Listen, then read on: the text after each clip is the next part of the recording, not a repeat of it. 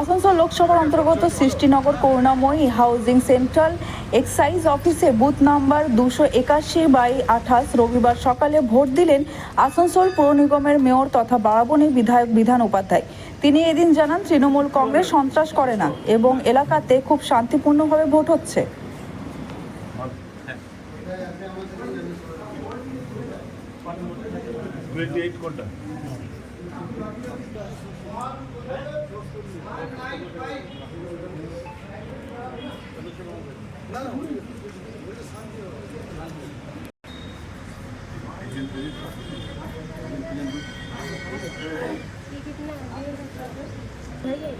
यही वाला है कैसे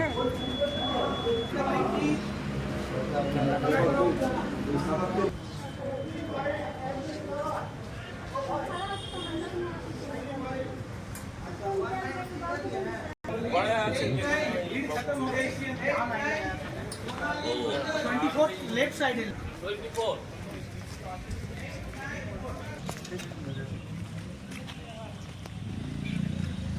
আজকে ভোট দিলেন, কেমন কিছু কোনো ষড়যন্ত্র কিছু কিছু না, মানুষ স্বতঃস্ফূর্তভাবে ভোট দিচ্ছে।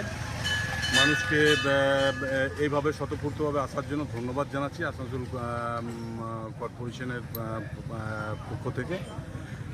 যেভাবে শান্তিপূর্ণভাবে চলছে ঠিক সেভাবে যেন শান্তিপূর্ণভাবে চলবে এবং এখানে প্রশাসনও খুব ঠিকঠাক আছে, ভালো আছে।